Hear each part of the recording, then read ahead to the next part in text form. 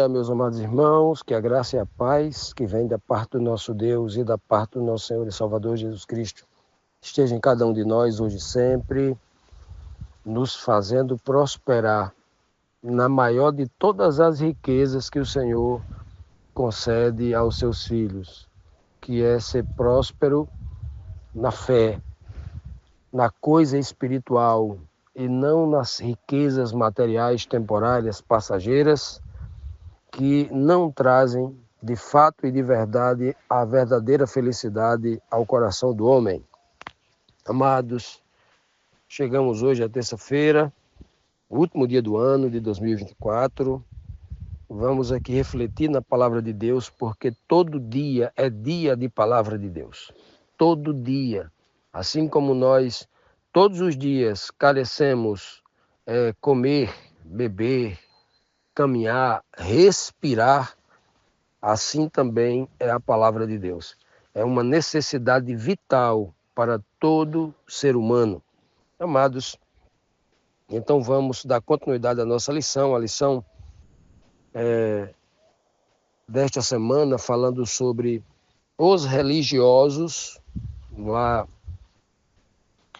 especificamente na carta aos Romanos, Paulo falando para os religiosos da igreja lá em Roma, os religiosos que vinham com aquela carga religiosa lá do judaísmo, tentando alterar a verdade trazida por Cristo. Era uma ameaça que toda a tradição, que todos os costumes vazios da religiosidade judaica pudesse ser implementado dentro da fé cristã.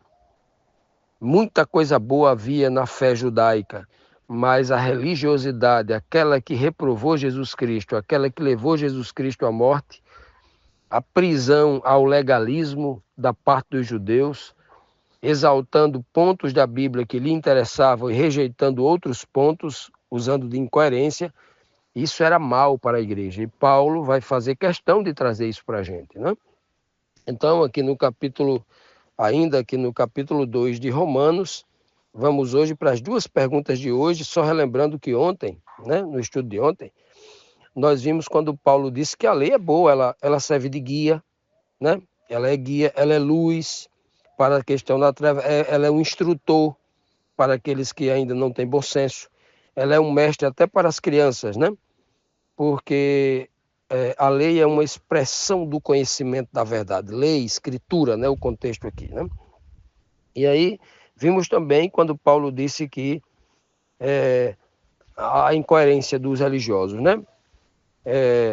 Que aquele que ensina, que é metido a ensinador de teologia, que ensine primeiro a si mesmo, né? Paulo cobra isso. Como é que você ensina aos outros e não aprende aquilo que você mesmo ensina? Como é que você prega uma coisa e não coloca em prática aquilo que você está pregando? Que ensinador é esse? Né? E está ensinador é mentira, porque se você ensina uma coisa que você mesmo não faz, você não acredita naquilo, aquilo é mentira para você. Né? Então, Paulo cobra isso. Né? Paulo diz também assim, olha, ele exemplifica dizendo, você disse que não é para furtar, mas você está furtando. Incoerência, hipocrisia. Você diz que não deve adulterar, mas você vive em adultério, a hipocrisia, incoerência, né? Ele cita tudo isso, né? Pois bem, hoje na terça-feira temos aqui a primeira pergunta, a quinta pergunta da lição da semanal, que diz assim: que estão fazendo aqueles que desonram a Deus, desobedecendo a sua lei? Tem muita gente que está desobedecendo às leis de Deus, né? Porque são muitos os mandamentos dentro da sua palavra. Estão desobedecendo a Deus. E o que é que eles estão fazendo? Vamos perguntar aqui a Paulo em Romanos 2:24, que diz assim: como está escrito, o nome de Deus é blasfemado entre os gentios por causa de vocês. Veja que a culpa de Deus não está sendo bem visto pelas pessoas do mundo, não é por causa do gentio, não é por causa do drogado, não é por causa daquele que vive na imoralidade sexual, não é por causa do ladrão, não é por causa do vagabundo drogado que fica no meio da rua, não é? como tem sido alvo de muitos pregadores, de oportunistas de igreja, que não conseguem enxergar a grande mensagem espiritual, que têm usado os púlpitos para falar apenas contra o cachaceiro lá, que está lá, o que hoje nós chamamos de dependente químico das drogas lícitas, né? Tá lá no meio da rua, olha, esse rapaz era isso, era um cachaceiro, batia na mulher, hoje não bate mais. Isso é tudo interessante, né? Isso é interessante, é um testemunho muito pequeno para se dar numa igreja hoje, porque todo mundo que conhece Jesus Cristo muda. E essa mudança é a mais óbvia, né? É a mais esperada, é a clara, tal, mas isso tem sido muito exaltado nas igrejas. E o mais importante não tem sido. Porque dentro de uma igreja de pessoas que já conhecem a Cristo, elas devem ser estimuladas a avançarem a uma espiritualidade cada vez mais profunda, maior, né? Mas a igreja continua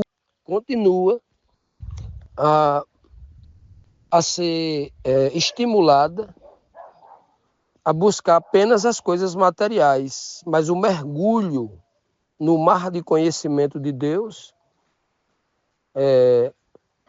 nas águas profundas de um relacionamento espiritual com Deus, para que o homem avance cada vez mais, né?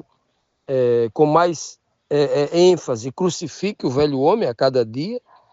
Isso não tem sido buscado porque, obviamente, os líderes religiosos entendem que isso seria cobrar demais dos membros, sufocar demais e eles serem desestimulados e abandonar a igreja, né? Mas isso não é assim com Paulo. Uma igreja batizada, muitos batizados com o Espírito Santo selado, e Paulo continua ali, exortando, cobrando, né? Qual é a carta de Paulo que ele fica falando em prosperidade material? Me mostre uma. Qual é a igreja que não tenha sido batizado com dons com o Espírito Santo, com poder, muito diferente da igreja atual, né? Que Paulo não cobre ali, e se há pecado ele denuncia, cobrando que haja mudança, porque é necessário que se avance, não é mesmo? E é o que Paulo está dizendo aqui, olha, o nome de Deus está sendo blasfemado por causa dos religiosos, não é por causa dos mundanos, não, né? A igreja só usa o púlpito para falar dos mundanos, como se eles estivessem numa condição superior a tudo. Paulo nem fala dos mundanos, Paulo fala deles. Ora, qual é o foco da palavra de Deus? A palavra de Deus não é escrita para o mundo. A palavra de Deus é escrita para a igreja. Então, todas essas exortações e repreensões é para a igreja. Então, a igreja assimila essa verdade, mude de acordo com a verdade, para que para o mundo ela chegue principalmente com exemplo, com testemunho.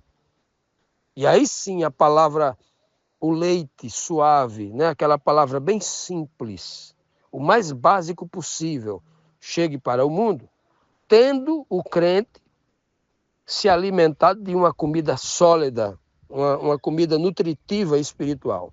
É assim que deve ser a verdadeira igreja de Cristo. Continuando, amados, vamos aqui para a sexta pergunta de hoje, onde diz assim: o judeu circuncidado, sendo um transgressor da lei, deveria ser honrado? Uma pergunta bem interessante, né? Porque o que nós estamos dizendo aqui, que o alvo de Paulo aqui, quando fala dos religiosos, é justamente ele trazendo à tona a ameaça, que ele entende como uma ameaça, à igreja cristã, à fé cristã, à graça ignorada pelos judeus, né? Porque era um povo, uma religião legalista, muito presa à letra morta, muito limitado à interpretação superficial das escrituras, como é até hoje. Se você fala com qualquer judeu, ele está sempre preso à letra morta, uma análise sempre superficial das escrituras sagradas, né? Nunca consegue entender uma linguagem dupla, uma linguagem usando as coisas superficiais para falar de algo mais profundo, espiritual, profundo, como Cristo fez em todas as suas falas, né? A mesma prisão, né? E tem muito cristão querendo voltar a esses antigos rudimentos, como diz o apóstolo Paulo, né? Então, é por isso que Paulo vai trazer agora à tona o tema circuncisão, porque ele dá o endereço agora. Qual era a única religião do mundo, nos dias de Paulo, que praticava a circuncisão? O judaísmo. É justamente isso que ele vai trazer à tona agora, que era uma ameaça à igreja cristã, não às escrituras dos judeus, mas a forma como eles interpretavam, como eles pregavam, mas não viviam aquilo que pregavam. Era um poço de hipocrisia, que é o que Cristo vai fazer também, lá em Mateus 23, quando ele chama toda a liderança dos judeus, os líderes religiosos, de hipócritas, 7 vezes, né?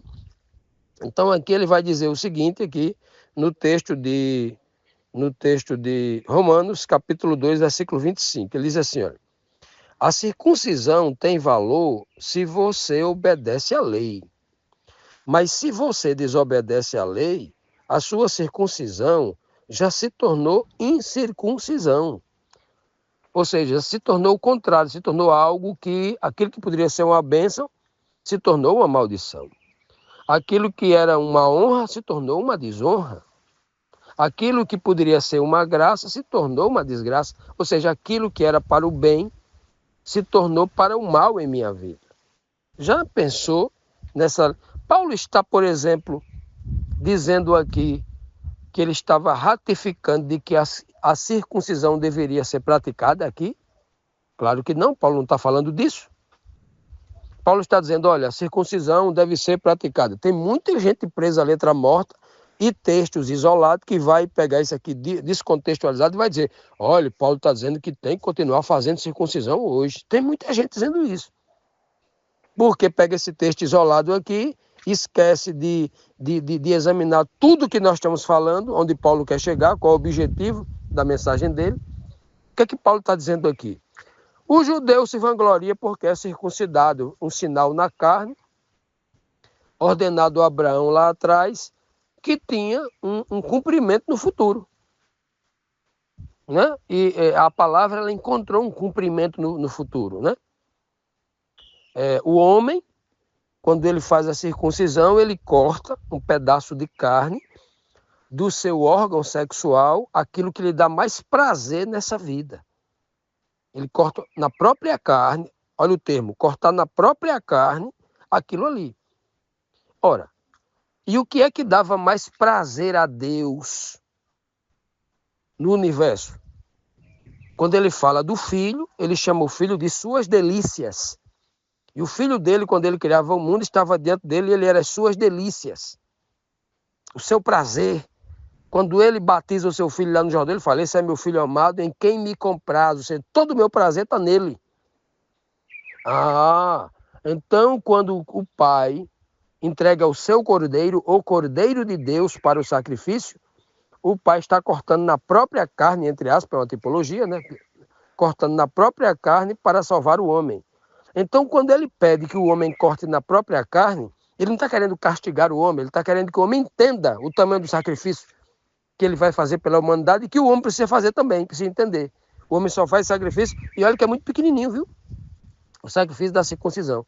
Então, quando o Cristo morre na cruz do Calvário, ali estava se cumprindo, né, esse sinal, o sinal da circuncisão. É por isso que Paulo vai dizer aqui, não só no livro de Romanos, que eles agora sejam circuncidados no Espírito. A igreja cristã, a igreja em Cristo, não carecia mais arrancar um pedaço de carne do seu corpo, né, do seu órgão sexual masculino. Olha, veja que era tanto sinal, apontando para o filho homem, né, ao filho homem, que as mulheres não faziam sinal da circuncisão. Essas mulheres iam todas para o inferno? Essas mulheres não seriam salvas? Claro que era um sinal tipológico que iria se cumprir em algum momento, né, principalmente no Messias, no Cristo prometido. Pois bem, por isso que Paulo diz claro que o sinal agora da igreja cristã, a partir da ressurreição de Cristo, era uma circuncisão no espírito. A partir da sua mente, você ia cortando tudo aquilo que era prazeroso para você, mas que está em desarmonia com a lei de Deus. Essa é a circuncisão de que Paulo vai falar. E agora ele diz com toda clareza aqui, olha, a circuncisão tem valor se o judeu, ele guarda a lei. Se ele não guarda a lei, não tem nenhum valor. Por que Paulo está dizendo isso? Paulo está dizendo assim, do que adianta vocês judeus dizer assim, eu tenho no meu sangue o mesmo DNA de Abraão, de Isaac e Jacó. Eu sou fiel a vocês, porque eu tenho um sinal da circuncisão cortado na minha própria pele. Eu sou um circunciso, um circuncidado. Hã? E por isso eu sou superior a vocês. Aí Paulo vai dizer assim, olha, nem isso tem valor para você. Porque se você é um judeu que só prega a lei da boca para fora, como é o caso da igreja hoje, né? O que tem de judeus modernos na pele de cristãos, né? Pregando, gritando, chorando nos púlpitos, parece que é um homem consagrado. Mas você vai ver a vida do sujeito é mais suja que um puleiro de galinheiro, né? Suja porque é cheio de coisas feias, começando pelos líderes. E muitas vezes as pessoas me questionam assim, Fábio Amaro, por que você bate tanto nos líderes? Ora, eu pergunto, e qual foi a obra de Cristo? Em quem Cristo bateu? Em quem Cristo chamou a atenção? Porque eu não bato em ninguém, eu estou exortando, né? Mas as pessoas falam assim, porque você bate, não bate em ninguém. Estou falando das escrituras. Se a carapuça que deve se vir na cabeça do cristão se vir, aí você é edificado, né? É edificado porque toda a palavra de Jesus Cristo foi contra os religiosos. Jesus não falou contra aquele que estava em adultério. Jesus não falou contra, não encontrou nenhum no meio da rua e falou assim, você é um cachaceiro, você é é dado ao vinho, você vive em adultério. Encontrou uma mulher em flagrante adultério e absolveu ela, porque ela pediu perdão, teve uma nova chance para consertar a sua vida, né? É o que Cristo faz. Mas quando Cristo encontrava um religioso metido a ensinador de teologia e não sabia nada, porque nem guardava aquilo que ensinava, vivia querendo matar os outros, aí ele era firme demais. Toda e qualquer reprovação a um ser humano, Jesus só reprovou os líderes religiosos. Então o que tem de gente aí dizendo assim, usando o título, eu sou pastor, mas nem se esquece que ele acha que está se exaltando, mas para o homem espiritual sabe onde ele está se metendo, né? Se tornando alvo de toda a crítica da parte, toda a crítica não, de todo o juízo que vem da parte de Jesus e dos apóstolos. Pois bem, meus amados, é assim que nós tentamos exortar a igreja.